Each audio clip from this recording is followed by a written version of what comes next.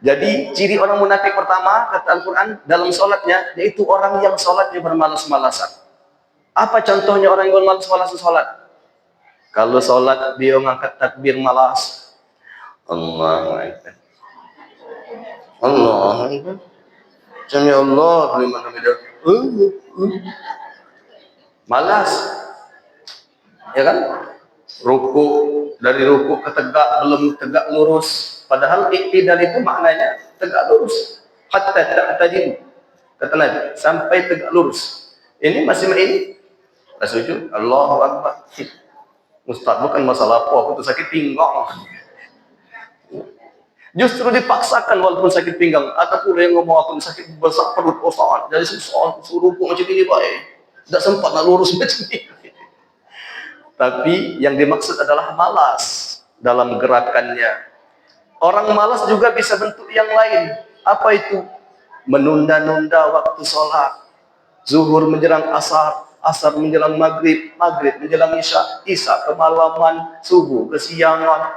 Sholat apa bu? Sholat duha. Kok pakai kunut? Ketahuan. Ya. Jadi ada juga orang yang malas itu sholatnya hanya ingin cepat-cepat. Bismillahirrahmanirrahim. Allahu Akbar. Allahu Akbar. 23 rakaat 8 menit. Ada itu kata Ustaz kemarin di YouTube. Memang ada niat, ya. Bu, bisakah kita khusyuk sholat kalau cepat seperti itu? Makanya tadi dia orang cepat itu orang yang malas mengerjakan sholat. Ibu cobalah perhatikan kita, kalau lagi malas sholat itu, yang penting selesai. Allahu Akbar. Assalamualaikum. Zuhur sudah selesai. Asar sudah selesai. Nah itu berarti malas. Hati-hati. Yang pertama tadi, ciri munafik dalam sholat itu orang yang malas dalam sholatnya. Yang kedua,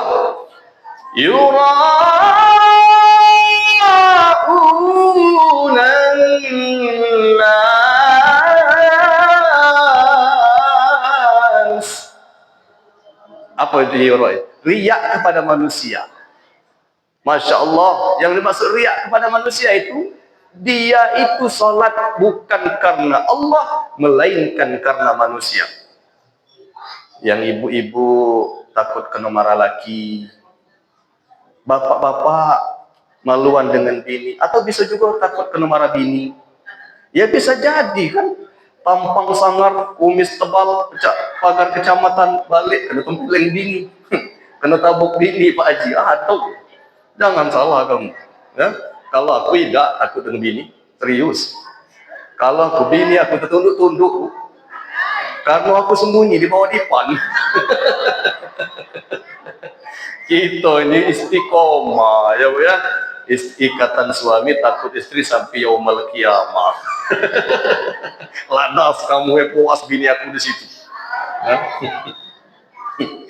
Jadi kita sering sholat itu karena orang lain, betul. Tidak lemak dengan kawan, termasuk zikir. Tidak lemak dengan kawan tidak datang. Jangan sampai Bu ya. Jadi zikirnya karena Allah, insya Allah. Betul. Ingat tadi kata kemarin kita datang ke sini karena iman.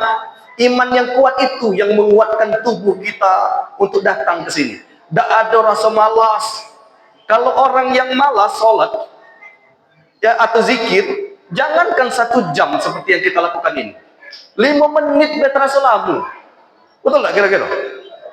Sholat subuh tuh Pak, kalau kita berniat datang anak-anak, memang sungguh-sungguh mau setengah jam sholat itu tidak terasa.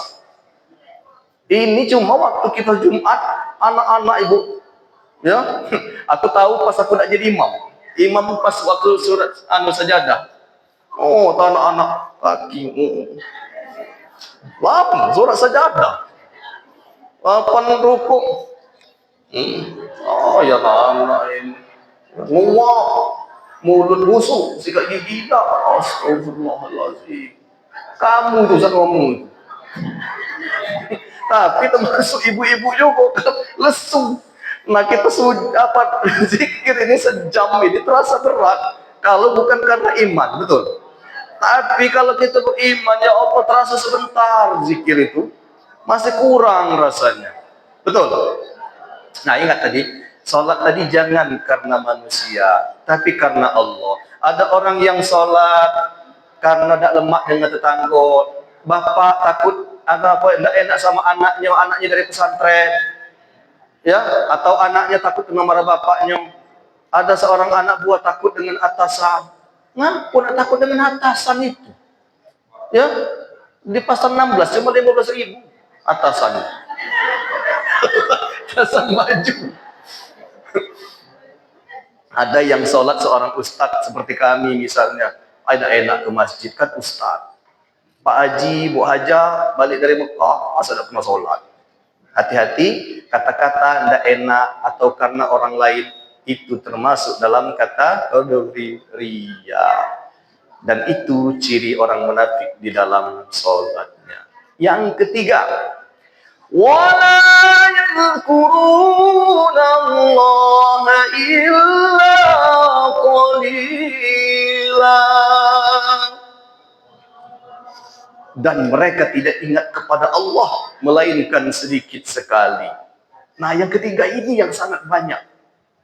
Kita kapan sholat, Allahu Akbar, langsung ibu-ibu ingat dengan jemuran.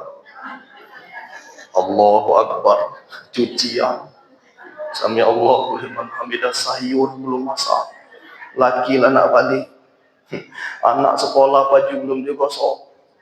Sepanjang sholat mikir kegawian rumah. Yang berwarung mikir ke warung. Bapak-bapak kunci motor hilang. Waktu sebelum sholat ketemu waktu sholat. Allahu Akbar. Di mana kunci motor tadi? Kalau tidak salah di dalam laci. Allahu Akbar. Bukan dalam laci. Di dekat TV. Sami Allahu liman hamidah. Bukan. Kalau masih di motor tuh enggak. Allah, budak-budak banyak juga. Kalau ada bandit hilang motor selesai. Allahu Akbar, bukan. Kunci motor tuh ada di dapur. Tadi ke dapur tadi. Oh, terus anak assalamualaikum itu teringat persisnya ada di dapur itu. Dekat kompor. Assalamualaikum warahmatullahi wabarakatuh. Langsung dijenguk dekat kompor. Aduh, nih kan kunci motor itu. Masya Allah. Sepanjang sholat mikir ke kunci motor yang tadinya hilang sebelum sholat ketemu waktu sholat. Itulah yang menjadi Roma Irama itu.